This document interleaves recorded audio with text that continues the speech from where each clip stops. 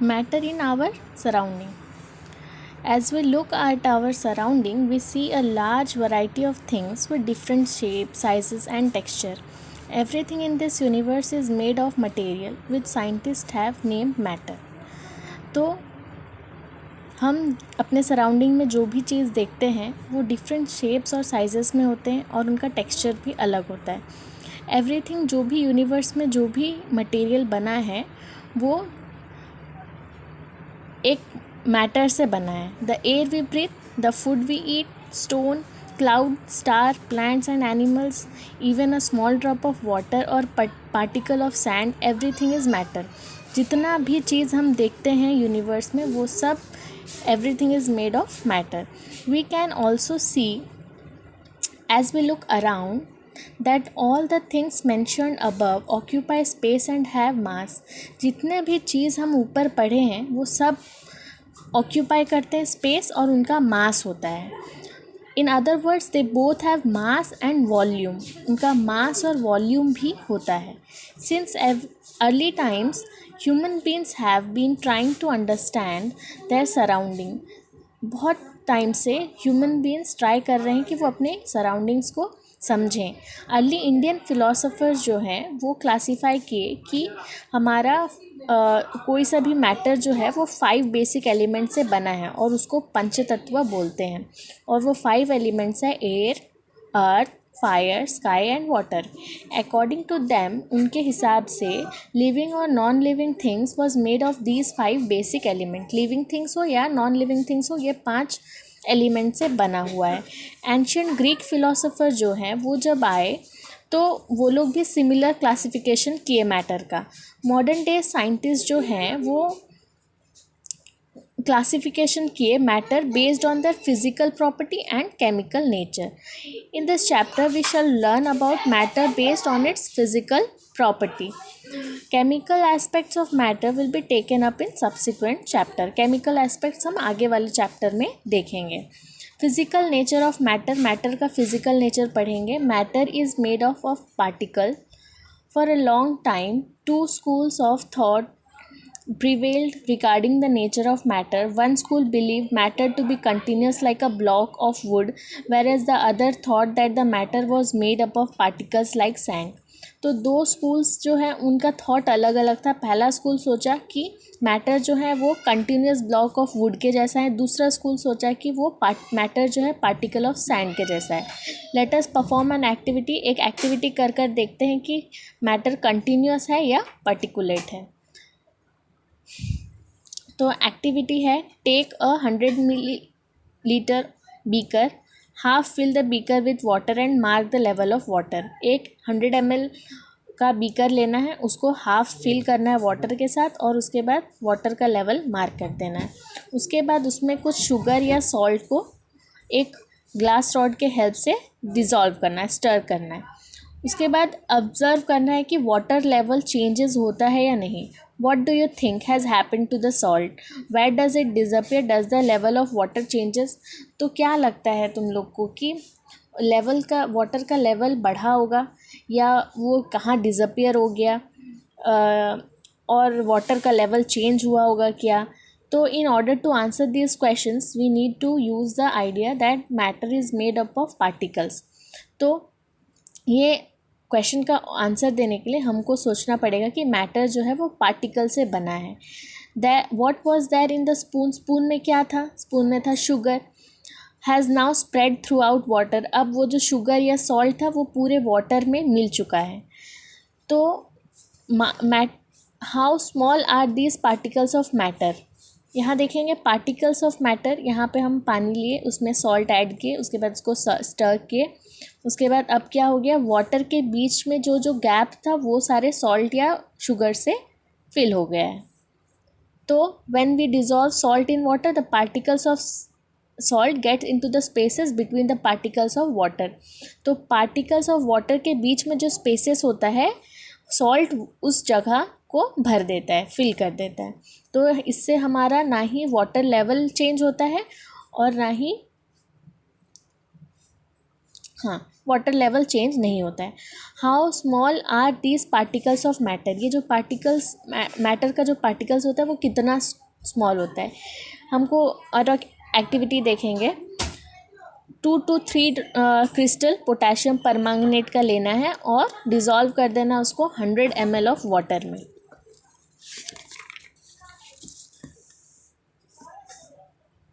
उसके बाद take out approximately 10 ml of this solution and put it into 90 ml of clear water. फिर उसमें से 10 ml सोल्यूशन लेना है और उसको 90 ml क्लियर वाटर में डाल देना है, अनदर बीकर लेकर। उसके बाद फिर take out 10 ml of this solution and put it into another 90 ml of clear water. फिर उससे 10 ml लेना है और उसको 90 ml वाटर में डाल देना है। Keep diluting the solution like this 5 to 8 times. यहाँ 100 ml था, इसमें हम पोटेशियम परमैंगनेट डालें, फिर उससे 10 ml लेकर दूसरे 90 ml वाटर में उसको ऐड करना है। फिर इससे 10 ml लेकर यहाँ 90 ml वाले वाटर में उसको ऐड करना है। ऐसे ही कर कर 5 to 8 टाइम्स हमको डाइल्यूट करना है। डाइल्यूट मतलब वाटर ऐड करते करते जाना है। तो हमको क्या पता चलेगा, what the result is, how small the particles of matter with every dilution though the colour becomes light it is still visible.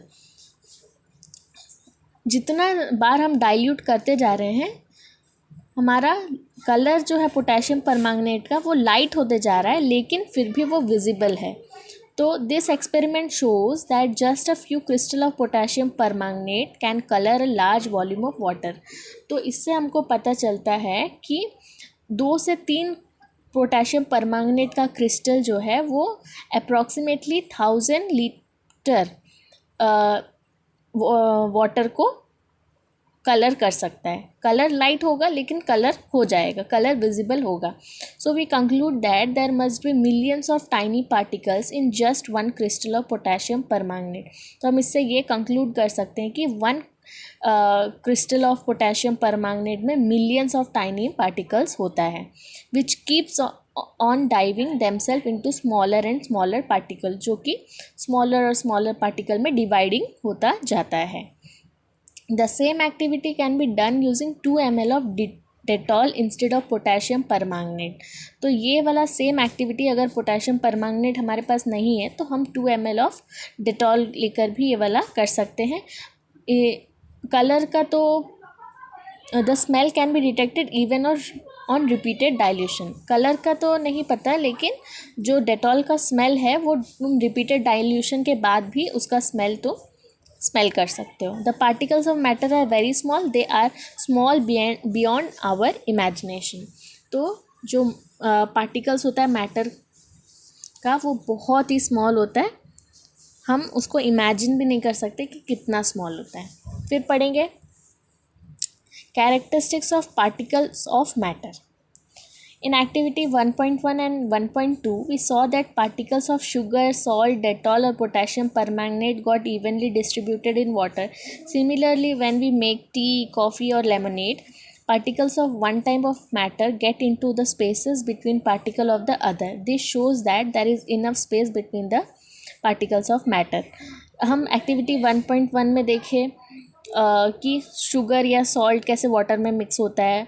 1.2 में देखें कि पोटेशियम परमैंगनेट कैसे मिक्स होता है। वैसे ही सिमिलरली टी, कॉफ़ी या लेमनेड अगर बनाते हैं तो उसमें एक पार्टिकल्स दूसरे पार्टिकल्स के स्पेसेस में दूसरा पार्टिकल कैसे चला जाता है। तो इसमें पार्टिकल वाटर हो या मिल्क हो, इसमें इतना स्पेसेस होता है कि दूसरा पार्टिकल, जैसे कि टी लीव्स हम डालते हैं और शुगर डालते हैं, वो सारा वो पार्टिकल्स ऑफ वो स्पेसेस मैटर के स्पेसेस में वो जाकर फिल कर देता है। उसके बाद है particles of matter are continuously moving. जो मैटर का पार्टिकल्स होता है वो कंटिन्यूसली मूव होता रहता है। तो ये एक्टिविटी उसी को देखने के लिए put an unlit incense stick in a corner of your class. Unlit incense stick मतलब एक अगरबत्ती जो जला हुआ नहीं है, उसको अपने क्लास के कॉर्नर में रखो। How close do you have to smell go near it so as to get it smell, तो तुमको उसके कितने पास जाना पड़ेगा उसका स्मेल जानने के लिए। Now light the incense stick, what happens, do you get the smell sitting at the distance. तो जब अगर हम उसको जलाते नहीं हैं तो उसके पास जाते हैं तब हमको स्मेल आता है इंसेंस स्टिक का, लेकिन अगर हम उसको लिट कर देते हैं तो हम डिस्टेंस पे भी उसका स्मेल आता है। तो इसी से पता चलता है कि पार्टिकल्स ऑफ मैटर जो है वो कंटिन्यूसली मूव करता है। दूसरा एक्टिविटी है take 2 glasses filled with water, 2 glasses या बीकर लेना है जिसमें पानी भरा हुआ हो। Put a drop of ink, blue or red ink slowly and carefully along the sides of the first beaker and honey in the same way in the second beaker. तो beaker के side से एक या दो drop, एक drop red ink डालना है और दूसरे वाले में वैसे ही सिमिलर वे में हनी डालना है। Leave them undisturbed in your house or in a corner of the class, उसको बिना डिस्टर्ब किए छोड़ देना है। फिर रिकॉर्ड करना है क्या रिज़ल्ट मिलता है। What do you observe immediately after adding the ink drop, ink drop डालने के बाद क्या रिज़ल्ट मिलता है। What do you observe immediately after adding a drop of honey, तो इंक ड्रॉप डालने के बाद हमको पता चलता है कि वाटर कलर चेंज कर देता है, और हनी जो है वो थोड़ा टाइम लगता है उसको वाटर के लेवल पर रीच करने के लिए। हाउ मेनी आवर्स और days does it take for the colour of ink to spread evenly throughout the water, तो कितना टाइम कितना डेज लगता है कि जो इंक है कलर, इंक का जो कलर है वो वाटर में इवनली मिल जाता है। तो ये हमको एक्टिविटी करके देखना पड़ेगा। Now activity 1.5, drop a crystal of copper sulphate or potassium permanganate into glass of hot water and another containing cold water. 2 glass लेना है, एक में हॉट वाटर रखेंगे, एक में कोल्ड वाटर रखेंगे। तो एक ड्रॉप कॉपर सल्फेट या तो पोटेशियम परमैंगनेट का क्रिस्टल दोनों ग्लास में एक एक डालना है। उसके बाद उसको स्टर नहीं करना है, वो क्रिस्टल को बॉटम में सेटल होने के लिए छोड़ देना है। What do you observe just above the solid crystal in the glass, तो तुम क्या ऑब्जर्व करते हो। What happens as the time passes, time अगर पास होता जाएगा तो देखेंगे कि the hot water dissolves the potassium permanganate much quicker than the cold water dissolves the potassium permanganate or copper sulfate crystal. Does the rate of mixing change with temperature? Yes, the rate of mixing change with temperature. Particles of matter are continuously moving, that is they possess when we call the kinetic energy. As the temperature rises particles move faster, so इसीलिए temperature help करता है mix करने के लिए। तो जब temperature बढ़ जाता है तो पार्टिकल्स जल्दी मूव करते हैं और वो फास्टर डिज़ोल्व हो जाते हैं। So we can say that with increase in temperature the kinetic energy of particles also increases. Temperature increase होता है तो काइनेटिक एनर्जी पार्टिकल्स का भी इंक्रीज हो जाता है। In the above 3 activity we observe that a particle of matter intermix on their own with each other, they do so by getting into the spaces between the particles. तो हम देखें कि particles of matter जो है वो mix हो जाते हैं एक दूसरे के साथ, वो मैटर का जो स्पेस होता है वो फिल कर देते हैं। This intermixing of particle of 2 different types of matter on their own is called diffusion. तो डिफ्यूजन किसको बोलते हैं, जब 2 डिफरेंट टाइप्स ऑफ मैटर के पार्टिकल्स इंटरमिक्स होते हैं खुद से, तो डिफ्यूजन उसको बोला जाता है। और on heating diffusion becomes faster, क्योंकि काइनेटिक एनर्जी हेल्प करता है पार्टिकल्स को फास्टर मूव करने के लिए, और इसीलिए डिफ्यूजन फास्टर हो जाता है जब हम किसी चीज़ को हीट करते हैं।